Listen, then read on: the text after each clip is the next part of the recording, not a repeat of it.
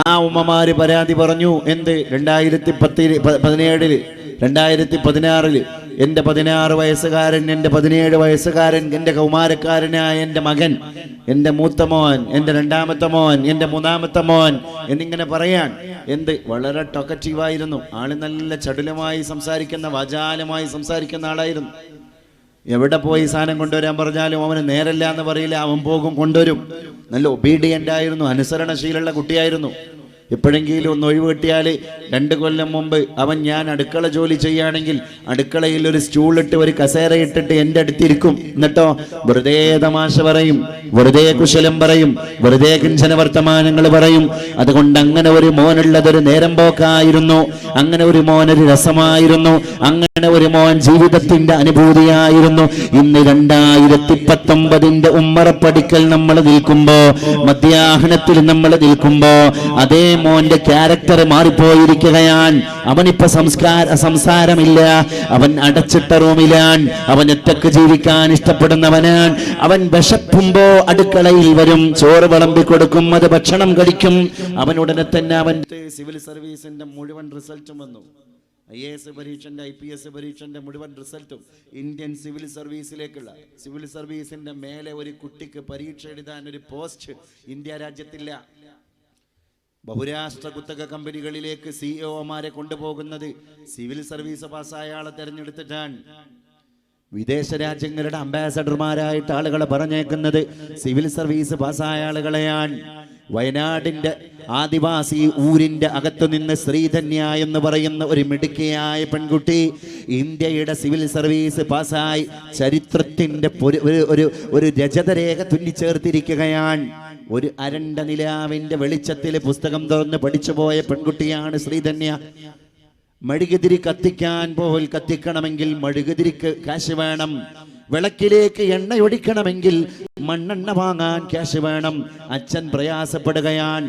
പൊന്നുമോള് ശ്രീധന്യ വന്നിട്ട് അച്ഛനോട് പറയുകയാണ്, അച്ഛാ, എനിക്ക് ഇന്ത്യയുടെ സിവിൽ സർവീസ് പരീക്ഷ എഴുതണം. അതുകൊണ്ട് പ്രിയപ്പെട്ട അച്ഛൻ ഒരു പത്രം വീട്ടിലേക്ക് വരുത്തണം. മലയാള മനോരമ എന്ന് പറയുന്ന ഒരു പത്രം വീടിന്റെ അകത്തളങ്ങളിലേക്ക് വരുത്താൻ മാസത്തിൽ ആ പത്രത്തിന് അടയ്ക്കേണ്ട പൈസ തികയാത്തതിന്റെ പേരിൽ അച്ഛൻ മകളുടെ മുമ്പിൽ വന്നിട്ട് കാല് പിടിച്ച് പറഞ്ഞു പോയി, എൻ്റെ പൊന്നുമോളെ, കുറച്ച് മാസങ്ങൾ കൂടി വെയിറ്റ് ചെയ്തൂടെ? ഒരച്ഛന് വന്നിട്ട് മകളോട് പറയാൻ, എന്ത്?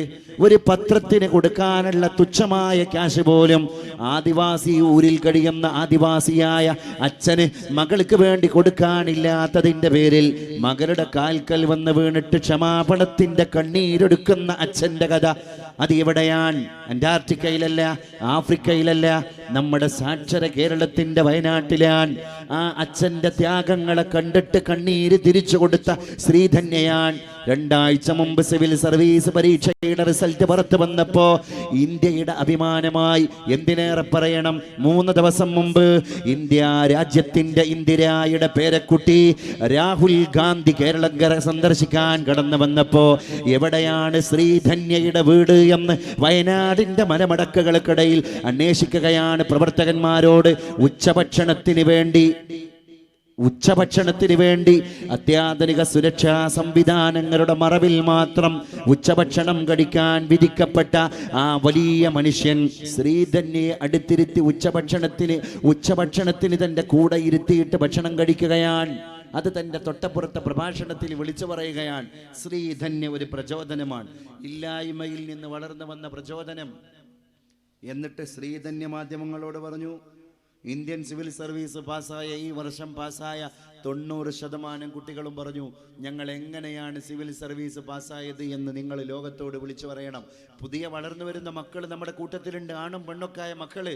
അവർ ഉൽപ്പതിഷ്ണുക്കളാണ്, അവർ ബ്രില്യൻ്റാണ്, നല്ല ഷാർപ്പ് ബുദ്ധി കൂർമ്മതയുള്ള ആൾക്കാരാണ്, അല്ലേ? അപ്പൊ കുശാഗ്ര ബുദ്ധിയുള്ള കുട്ടികളാണ്. കുശം എന്ന് പറയുന്ന പുല്ല്, ആ പുല്ലിൻ്റെ അഗ്രം വാള് പോലെ, ബ്ലേഡിൻ്റെ അഗ്രം പോലെ മൂർച്ചയുള്ള ഒരു അഗ്രമാണ്. മഴക്കാലത്തൊക്കെ ആ പുല്ലിങ്ങനെ വളർന്നു വരുമ്പോൾ നമ്മൾ തൊടിയിലൂടെ നടന്നു പോകുമ്പോൾ കാലിൽ നിന്ന് തുണിയൊന്ന് പൊക്കുമ്പോൾ ആ കാല്, ആ കുശാഗ്രം എന്ന് പറയുന്ന, കുശം എന്ന് പറയുന്ന പുല്ലിൻ്റെ സൈഡിൽ ഒന്ന് ഓടിപ്പോയാൽ അവിടെ ചോര വരെ വരാറുണ്ട്. അത്രയും ഷാർപ്പ് ബ്രെയിനുള്ള ആളുകൾക്ക് മലയാള ഭാഷയിൽ നമ്മൾ പറയാറുണ്ട്, ആള് കുശാഗ്ര ബുദ്ധിക്കാരനാണ്, ആള് കുശാഗ്ര ബുദ്ധിക്കാരിയാണ്. ഇങ്ങനെ കുശാഗ്ര ബുദ്ധിക്കാരും ബുദ്ധിക്കാരികളുമായ ഈ കുട്ടികൾ പറഞ്ഞു, ഞങ്ങൾ ഈ വർഷത്തെ സിവിൽ സർവീസ് പാസ്സായതിൽ വളരെ പ്രധാനമായി ഞങ്ങൾ ചെയ്ത ത്യാഗം മൊബൈൽ ഫോൺ അവോയ്ഡ് ചെയ്തു എന്ന ത്യാഗമാണ്. നമ്മൾ പഠിക്കേണ്ട ഒരു കാര്യമാണ്. നമ്മളെ കുട്ടികൾക്ക് എല്ലാം കിട്ടണം, എന്നിട്ട് നമ്മൾ മൊബൈൽ ഫോൺ നമ്മുടെ കുട്ടികൾക്ക് കൊടുക്കും. ഞാൻ പറയണു, അവർക്ക് മൊബൈൽ ഫോൺ മാത്രമേ ലൈഫിലുണ്ടാകൂ, വേറെ ഒന്നും അവർക്ക് കിട്ടാൻ പോകുന്നില്ല.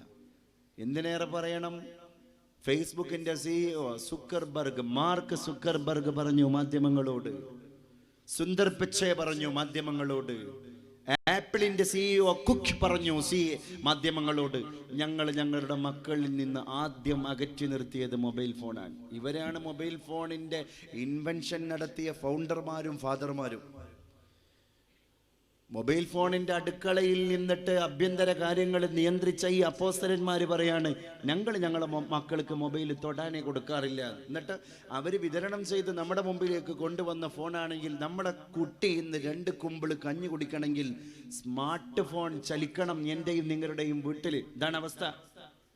ഇപ്പൊ ഈ അടുത്ത് മലപ്പുറം ജില്ലയിലെ ഒരു ഉദ്യോഗസ്ഥനായ ഒരു പിതാവ് പറയുകയുണ്ടായി, എനിക്ക് ഓഫീസിൽ പോകണം, 8:30 മണിക്ക് കുളിച്ചൊരുങ്ങി ഓഫീസിലേക്ക് പോകണം. എൻ്റെ ഭാര്യ അടുക്കളയിൽ പത്തിരി ഉണ്ടാക്കുന്ന തിരക്കിലാണ്.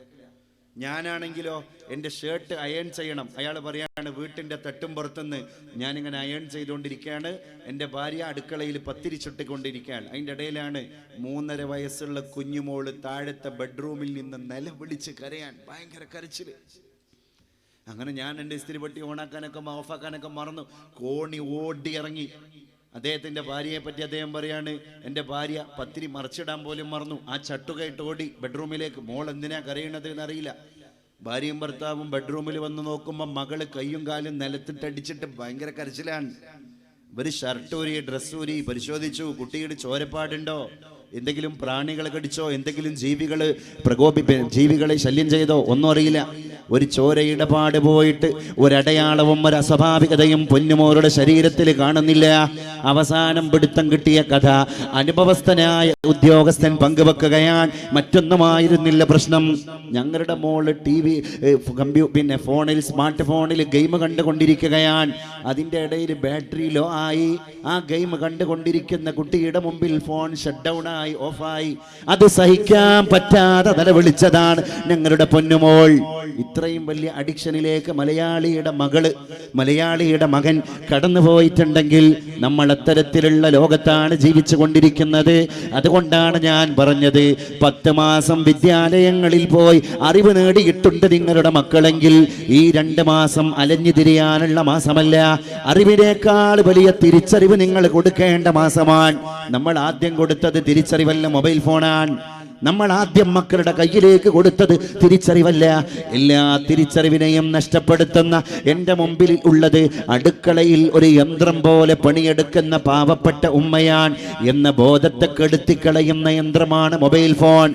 എൻ്റെ വീടിൻ്റെ ഉമ്മറത്തിരിക്കുന്നത് ഞങ്ങളിങ്ങനെ നട്ടല് നിവർത്തി നടക്കാൻ കാരണക്കാരനായ ചോര നീരാക്കിയ ഒരു കാലത്ത് പ്രവാസത്തിൻ്റെ കഷ്ടപ്പാടുകളിൽ നാട്ടിൻ്റെ വെയിലുകളേറ്റ് മഴയേറ്റ് ഞങ്ങൾക്ക് വേണ്ടി കഷ്ടപ്പെട്ട പിതാവാണ് എന്ന് ബാപ്പാന്റെ മുഖത്ത് നോക്കി മനസ്സിലാക്കാൻ മക്കളുടെ ശക്തി നശിപ്പിച്ചു കൊണ്ടിരിക്കുന്ന മൊബൈൽ ഫോണാണ് നമ്മുടെ കയ്യിൽ ഇന്ന് ലഭ്യമായി കൊണ്ടിരിക്കുന്നത്. ഒരു മിനിക്കഥയിൽ ഒരു മലയാളി പറയുന്നുണ്ട്, എൻ്റെ ഫോൺ കേടായി, എൻ്റെ മൊബൈൽ ഫോൺ കേടായി, അതുകൊണ്ട് ഞാനത് ടെക്നീഷ്യൻ്റെ കയ്യിൽ കൊണ്ടുപോയി കൊടുത്തു. മൊബൈൽ ടെക്നീഷ്യൻ പറഞ്ഞു, 24 മണിക്കൂർ ഒരു ദിവസം ഇവിടെ വെക്കണം, ഇത് കുറച്ച് വർക്ക് ചെയ്ത് നന്നാക്കാനുണ്ട്. ഞാൻ ആ മൊബൈൽ അവിടെ കൊടുത്ത് ശൂന്യമായ കയ്യുമായിട്ട് എൻ്റെ വീട്ടിലേക്ക് നടന്നു കയറി. ഇപ്പം കയ്യിൽ ഫോണില്ല എന്നർത്ഥം. ഞാൻ എൻ്റെ വീടിൻ്റെ സ്വകാര്യ റൂമിലേക്ക് പോകുമ്പോൾ അവിടെയുണ്ട് എൻ്റെ പെങ്ങള്, അവളുടെ കുഞ്ഞു മോളെ തൊട്ടിലാട്ടുന്നു. എൻ്റെ ഉടപ്പുറപ്പിനെ ഞാൻ തിരിച്ചറിഞ്ഞു. ഞാൻ എൻ്റെ വീട്ടിൻ്റെ അടുക്കളയിൽ പോയപ്പോൾ ഒരു കരി പിടിച്ച യന്ത്രമുണ്ട്. എൻ്റെ വീട്ടിൽ അപ്പം ചുടുന്നു, കഞ്ഞി വിളമ്പുന്നു. അന്വേഷിച്ചു നോക്കുമ്പോൾ അതെൻ്റെ ഉമ്മയാണ്. ഞാൻ എൻ്റെ വീട്ടിൻ്റെ ഉമ്മറക്കോലായിലേക്ക് പോകുമ്പോൾ അവിടെയുണ്ട് ചാരുകസേരയിൽ ചമ്രം പടിഞ്ഞിട്ട് ചോര തുപ്പിയ ഒരു ജന്മം. അതെൻ്റെ അച്ഛനാണ്, അതെൻ്റെ ഉപ്പയാണ്. പക്ഷേ 2ാമത്തെ ദിവസം എനിക്കെൻ്റെ ഫോൺ തിരിച്ചു കിട്ടി. അതുകൊണ്ട് എൻ്റെ ഉടപ്പിറപ്പുകളെ ഞാൻ മറന്നുപോയി. ഇത് സത്യത്തിൽ വർത്തമാന മലയാളിയുടെ ജീവിത ചക്രാണ്. അതിൽ യാതൊരു സംശയവും